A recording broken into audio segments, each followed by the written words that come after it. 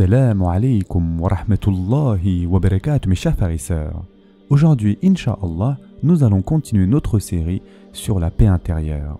Aujourd'hui, nous allons parler du 6e fondement qui concerne les épreuves de la vie. Et c'est un sujet très important. Mes chers frères et sœurs en islam, la compréhension du sens des épreuves, de leurs causes et de leurs conséquences procure la tranquillité aux croyants et insuffle en eux, donc en leur cœur, une immense paix intérieure et une très grande satisfaction. Et en effet, Allah Azza wa Jal dit à propos donc de ces épreuves inévitables de la vie dans le Coran: est-ce que les gens pensent qu'on les laissera dire « nous croyons » sans les éprouver? Certes, nous avons éprouvé ceux qui ont vécu avant eux. Ainsi Allah connaît ceux qui disent la vérité et ceux qui mentent. Surat Al-Ankabut, versets 2 et 3. Allah subhanahu wa ta'ala dit aussi: toute âme doit goûter la mort. Nous vous éprouverons par le mal et par le bien à titre de tentation. Et c'est à nous que vous serez ramenés. Surat Al-Anbiya, verset 35. Le roi des savants, Al-Aïz ibn Abdessalam, dit à ce propos: l'état de gêne ou d'épreuve rapproche l'individu d'Allah Azza wa Jal, tandis que l'état d'aisance et de bonne santé le détourne de son Créateur.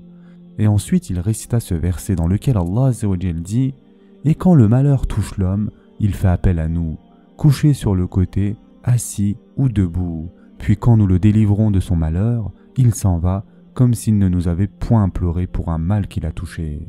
C'est ainsi que furent embellis aux outranciers leurs actions. Surat Yunus, verset 12. Ainsi, chaque personne subit soit une épreuve dans l'aisance, soit une épreuve dans la gêne. Et Al-Fa'rouz Abadi a dit à cet effet: Allah Azza wa Jal éprouve les serviteurs tantôt par les joies pour qu'ils le remercient et tantôt par les gênes pour qu'ils patientent. Ce qui revient à dire que tous les malheurs et les bienfaits sont des épreuves. Le malheur exige la patience, tandis que le bienfait exige la gratitude.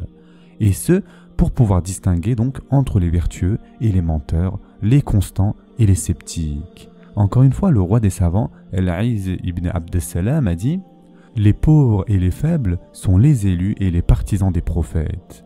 Et vu les grands bienfaits des épreuves, les gens les plus éprouvés sont les prophètes, puis les vertueux, et ainsi de suite par ordre de mérite. Ces gens éprouvés se voient accusés de folie ou de magie et sont cruellement tournés en dérision. Le Coran nous rapporte une multitude d'histoires vécues par ces illustres personnages et nous donne les bonnes directives telles qu'Allah Azza wa Jal dit dans le Coran: certes, des messagers avant toi, c'est-à-dire Mohammed, ont été traités de menteurs. Ils endurèrent alors avec constance d'être traités de menteurs et d'être persécutés, jusqu'à ce que notre secours leur vînt. Et nul ne peut changer les paroles d'Allah. Et il t'est déjà parvenu une partie de l'histoire des envoyés. Surat An'am, verset 34. Allah subhanahu wa ta'ala dit aussi: pensez-vous entrer au paradis alors que vous n'avez pas encore subi des épreuves semblables à celles que subirent ceux qui vécurent avant vous? Misère et maladie les avaient touchés, et ils furent secoués jusqu'à ce que le messager et avec lui ceux qui avaient cru se furent écriés: quand viendra le secours d'Allah? Quoi? Le secours d'Allah est sûrement proche. Surat Al-Baqarah, verset 214. Mais aussi, très certainement, nous vous éprouverons par un peu de peur, de faim et de diminution de biens, de personnes et de fruits, et fais la bonne annonce aux endurants. Surat Al-Baqarah, verset 155. Et enfin, Allah Azza wa Jal dit: certes, vous serez éprouvés dans vos biens et vos personnes. Et certes, vous entendrez de la part de ceux à qui le livre a été donné avant vous et de la part des associateurs beaucoup de propos désagréables. Mais si vous êtes endurant et pieux, voilà bien la meilleure des résolutions à prendre. Surat Al-Imran, verset 186. Les musulmans de la première génération, qui restent un modèle à suivre pour toute l'humanité, ont supporté des épreuves incommensurables. Ils furent chassés de leur demeure et bannis de leur patrie. Ils firent face à l'animosité d'ennemis coalisés et connurent maintes fois l'amertume de la défaite. Certains d'entre eux tombèrent au champ d'honneur lors de la bataille d'Uhud, de Bir Ma'ana et dans tant d'autres batailles. Le prophète, sallallahu alayhi wa sallam, lui-même fut blessé et l'une de ses incisives fut cassée. Les êtres les plus chers à lui furent tués. Les ennemis se réjouirent et s'accaparèrent de leurs biens. Les épreuves de la bataille des coalisés mentionnées dans les versets que nous allons voir sont un cas d'école de leur endurance. Et en effet, Allah Azza wa Jal dit dans le Coran « Et quand ils vous vinrent d'en haut et d'en bas de toutes parts, et que les regards étaient troublés, et les cœurs remontaient aux gorges, et vous faisiez sur Allah toutes sortes de suppositions. Les croyants furent alors éprouvés et secoués d'une dure secousse. » Surat Al-Ahzab, versets 10 et 11. Ils avaient constamment à faire face à la faim et au dénuement.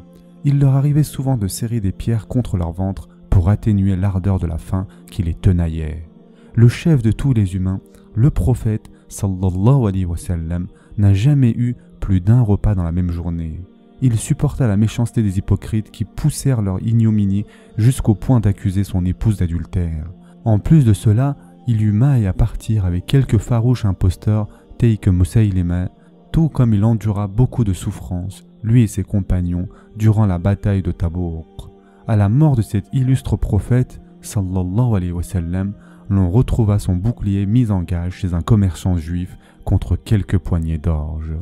La vie de tous ces grands hommes fut constamment jonchée d'épreuves. Plus leur foi était profonde, plus ils faisaient face à des épreuves.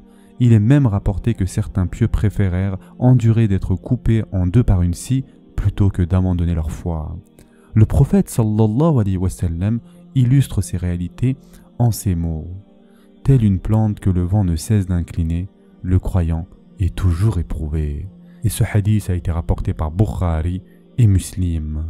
Par ailleurs, l'imam al-Ghazali a dit « Si tu vois qu'Allah Azza wa Jal te prive des délices de la vie et t'accable de catastrophes et d'épreuves, sache que tu lui es cher, que tu jouis d'une place spéciale pour lui, qu'il te guide vers le chemin de ses élus serviteurs et qu'il t'a toujours à l'œil. » Et en effet, Allah Azza wa Jal dit dans le Coran « Et supporte patiemment la décision de ton Seigneur, car en vérité, tu es sous nos yeux, et célèbre la gloire de ton Seigneur quand tu te lèves. » Surat At-Tur, verset 48. L'imam al-Ghazali continue et il dit « En plus de cela, tu dois reconnaître son bienfait en préservant pour toi ta prière, ta vertu, en t'accordant ses rétributions et le rang de ses élus serviteurs. » On va s'arrêter ici pour aujourd'hui. La prochaine fois, nous continuerons sur les épreuves de la vie. En attendant, prenez soin de vous mes chers frères et sœurs et à très prochainement, Inch'Allah.